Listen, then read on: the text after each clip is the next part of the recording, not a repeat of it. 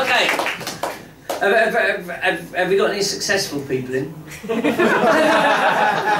Define success. You define success. Have we got any successful people in? Yes. Chris Stewart's really successful. Chris Stewart's really successful. Are you really successful? He's humble about his success. He is successful. Have we got? He's just what? He's really successful. He's really successful. How successful are you? Are you successful enough to be able to go and just buy a delicatessen on a whim? Yeah. Yes. You are? No. No. No. Okay, well this poem's about real success. Okay, this poem was actually occasioned. It's not. I'm sure he is a success. And he is a success. He is a success. You saw him up here earlier. He's a bloody success. I can tell you that. Anyway, he's a success. But this is about success. Next level. Next level. This was actually occasioned by what happened to one of us. One of us poets that wanders around doing our thing. A lovely man by the name of Joe Dunthorne. Yeah. All right. A lovely man by the name of Joe Dunthorne, who he was a poet. A poet stands up, does his stuff like this. But he also wrote a novel called Submarine that got made into a film. He did. And when that got made into a film, money rained down on Joe Dunthorne's head. And you know what Joe Dunthorne did? He went out and he just bought a delicatessen. On a whim. I know no more about it than that. This poem isn't about Joe Dunthorne. Do not assume that what goes on in this poem is in any way a slight on Joe Dunthorne's character or anything, because it isn't. It isn't. It's just when we heard, it just felt all these things went off in our head, all these what ifs. What ifs. That could be one of us, wouldn't it? Imagine that, being able to buy a delicatessen. Just because you see, oh, I love that. It was a thrill when we heard it, gazing into the froth on our halves. He's bought himself a delicatessen. That's what you do if life goes right. If the book takes off, if the TV people get in touch and the bald producer with the moist handshake doesn't keep saying, remind me of your name. If Jill from Nat West comes on the phone with an attitude and an interest rate better suited to your enhanced financial status, you buy a delicatessen. You wouldn't work in it.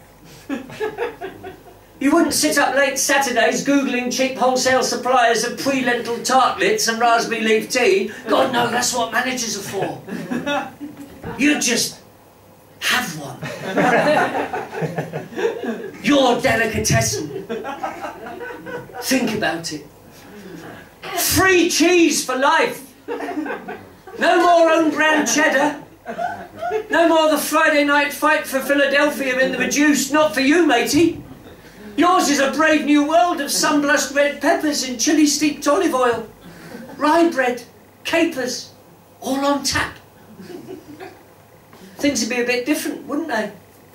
For a poet with a delicatessen. You do a gig like this one.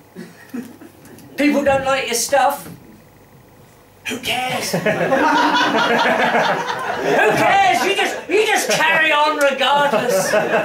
Take your time, safe with your secret. You might even blurt it out, your words flying like magic birds over their bored Philistine heads. I've got a delicatessen. And what a delicatessen. What a delicatessen. You'd stock crisps in flavours like abandoned churchyard. The sadness of midnight trains. Your mackerel would be smoked in golden Virginia, exhaled through the ruby lips of a Nando's waitress who dreams of a career in physical theatre. On quiet days, you'd burst into your delicatessen, wouldn't you? You'd burst in just to go and look at your staff. Your staff. Imagine you being able to say that. You who spent your life scribbling in the sad, cold night. You who drank warm Vimto and rolled dog-end fags. You who braved the rejection slip and the open mic night. your staff. You'd walk amongst them, you'd stroke their beards, touch their printed calico aprons. You'd go up to them and say, don't worry, you beautiful people. As long as I'm alive, you will all have well-paid employment. And you'd pay far more than minimum wage. And sometimes you might even set some of them free. Because you're a poet, and you believe in the importance of dreams.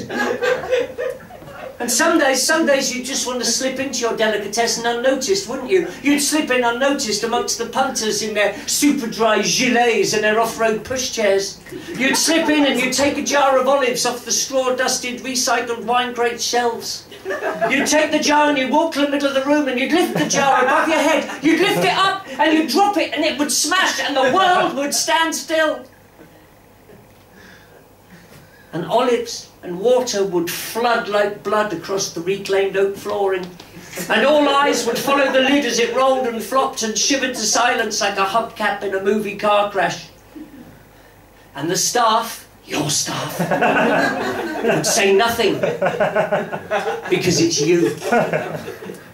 And the punters would shift uncomfortably, because a madman was obviously loose in the refined environment of an artisanal delicatessen, and yet the staff were saying and doing nothing.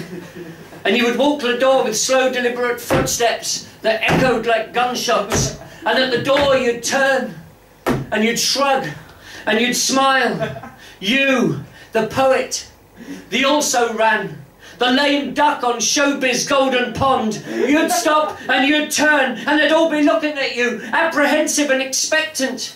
And you'd shrug, and you'd smile, and maybe you'd laugh like Christopher Lee in The Wicker Man, a wild-haired god surveying this world that you've created.